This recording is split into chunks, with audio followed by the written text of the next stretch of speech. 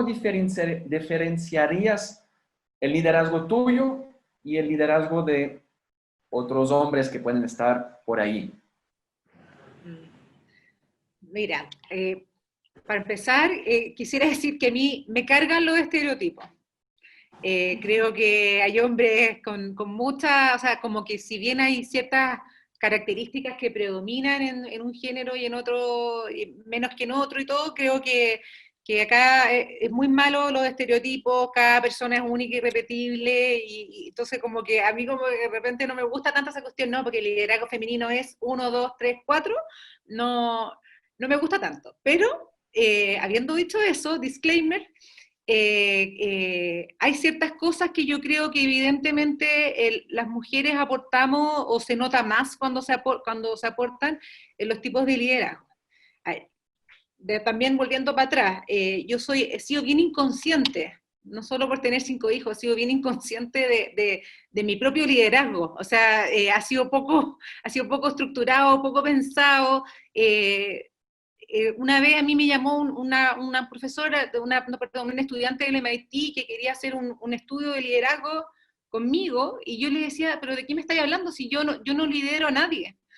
Y en el fondo me empezó a hacer un tipo de cuestionario y encuesta, y yo le dije, mira, sí, pues en realidad sí lidero. Yo no me había dado cuenta, yo decía, no tengo nadie, yo no mando a nadie, ojalá mandara en mi casa, pero en mi organización no mando a nadie, no tengo nadie me reporta, yo no soy líder. Y me hizo ver que en realidad el liderazgo era distinto, y que el liderazgo de la mujer era distinto. Para mí el liderazgo era en la estructura antigua como cuántas personas me reportan, cuántas personas dependen de mí, y la verdad es que hay miles de tipos de liderazgo.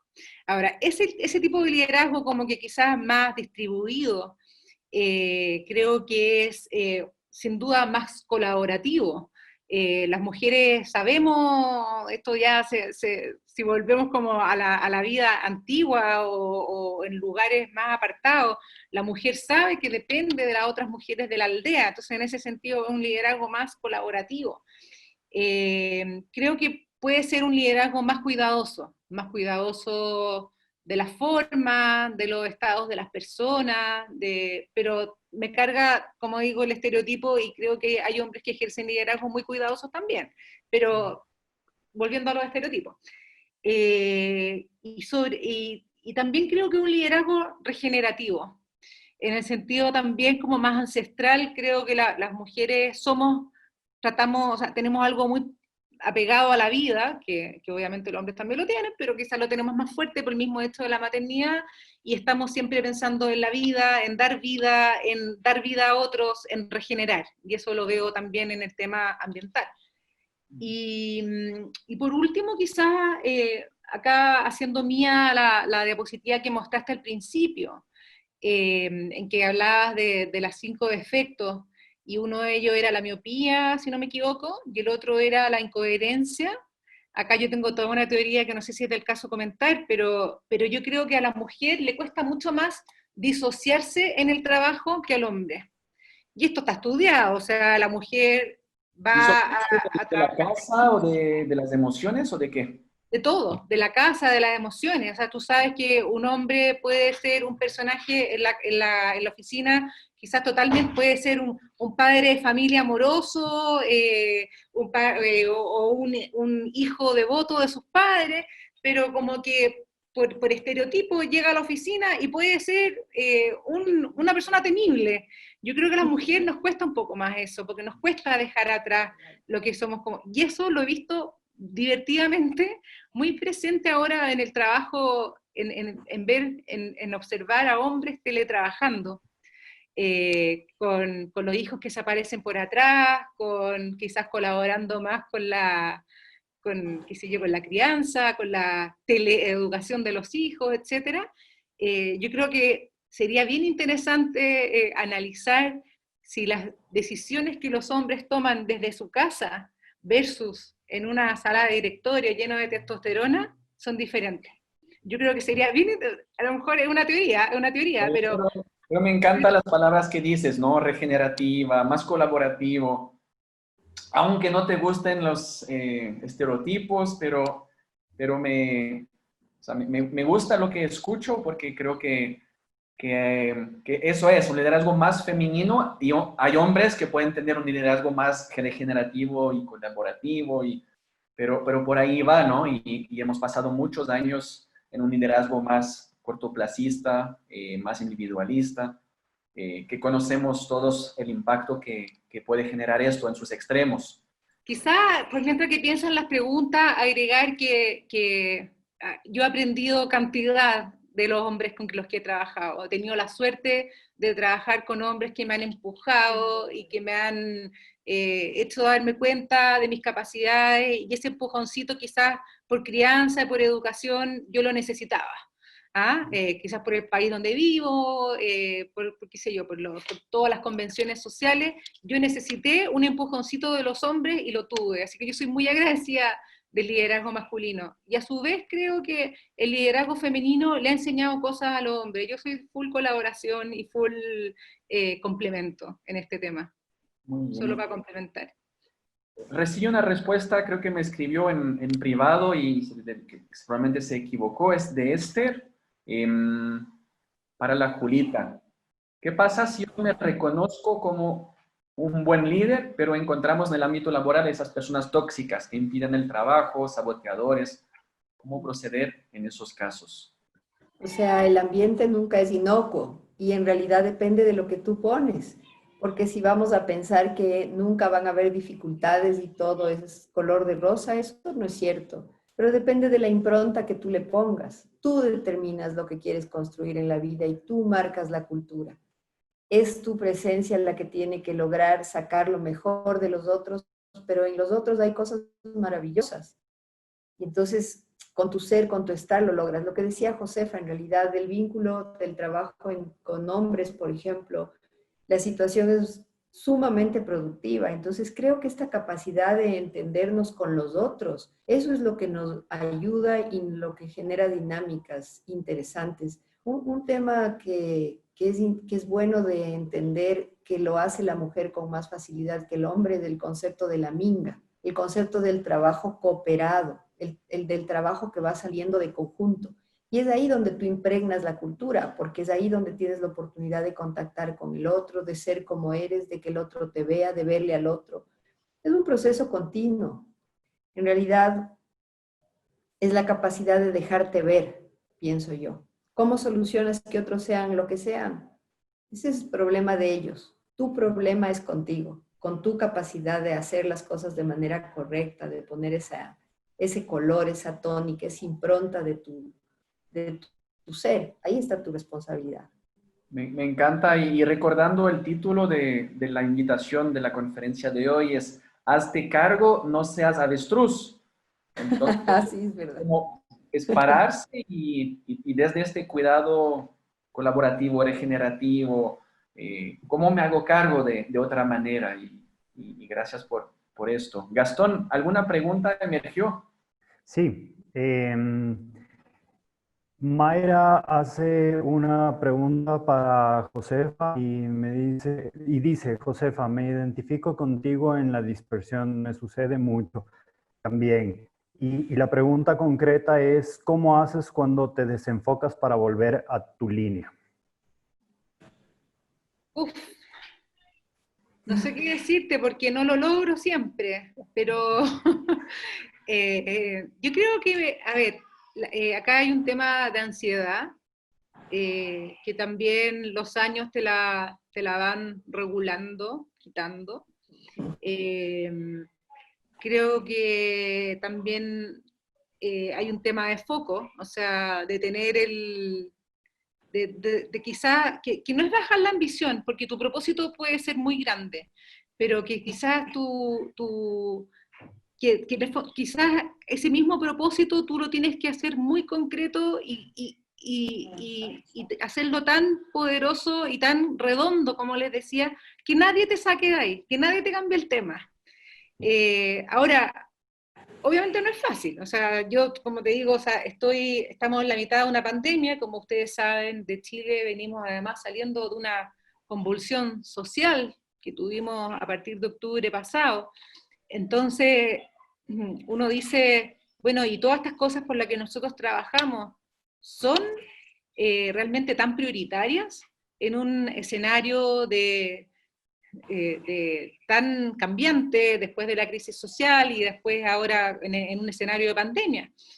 Y fíjate que nosotros nos dimos cuenta, hicimos todo un ejercicio con el equipo de que si esto a lo mejor no era tan prioritario, que quizá, pero fíjate que maravillosamente tenía todo que ver con lo que está pasando. Y hoy en día también tiene todo que ver con lo que está pasando con la pandemia. Nosotros trabajamos por una economía, en el fondo que luchara contra la inequidad social y el cambio climático.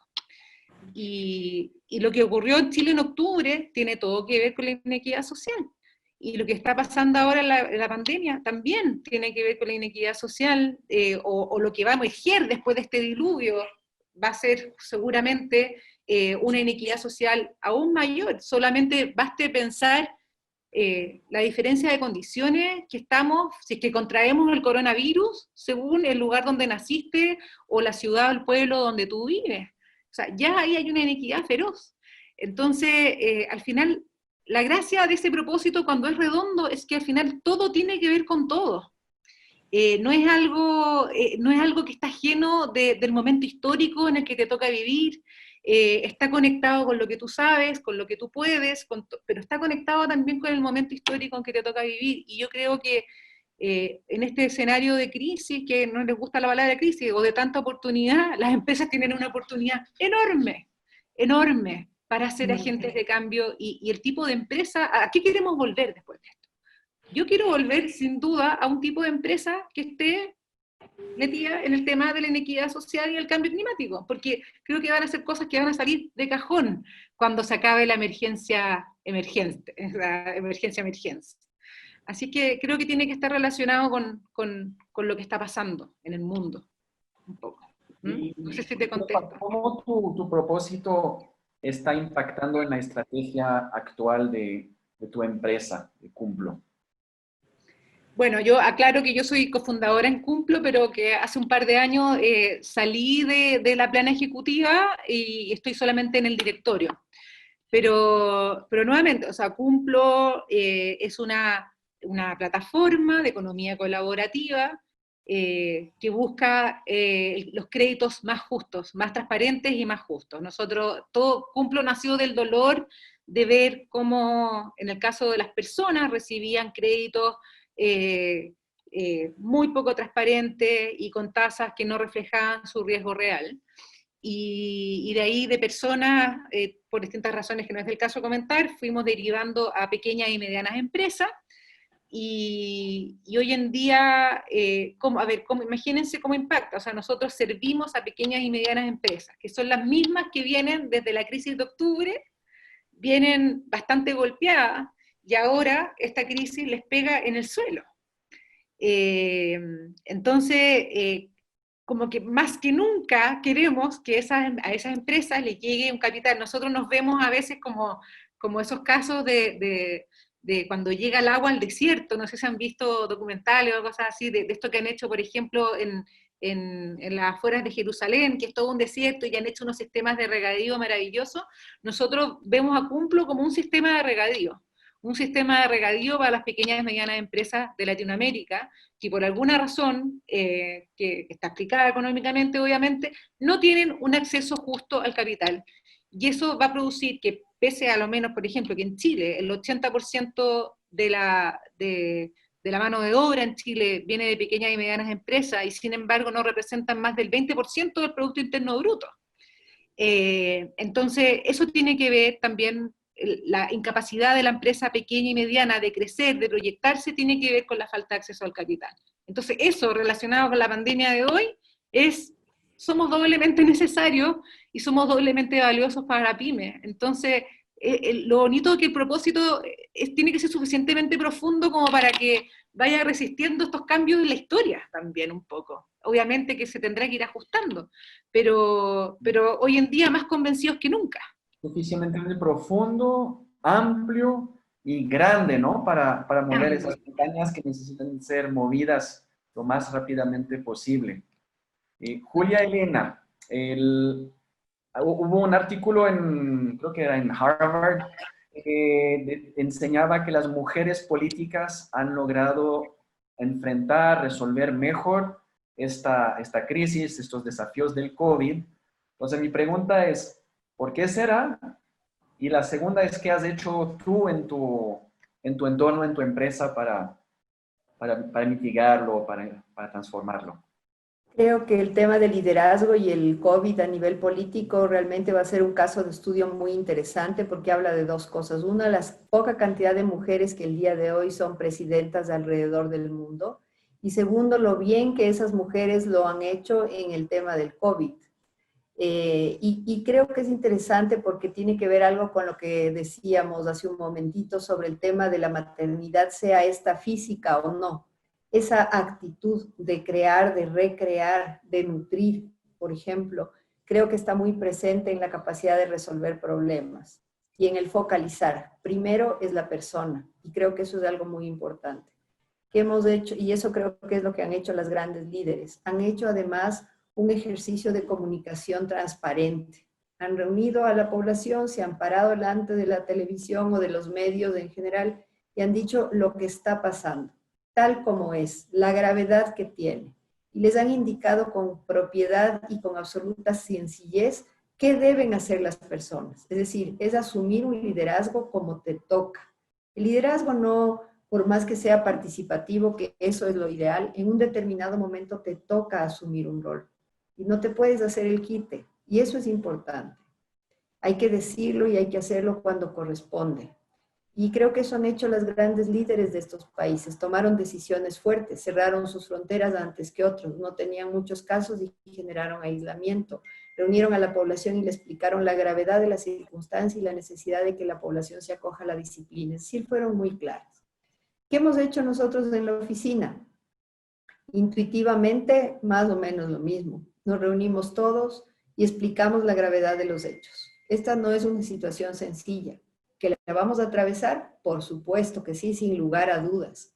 Ya la estamos atravesando. Comenzamos a atravesarla el primer día que supimos que estaba con nosotros.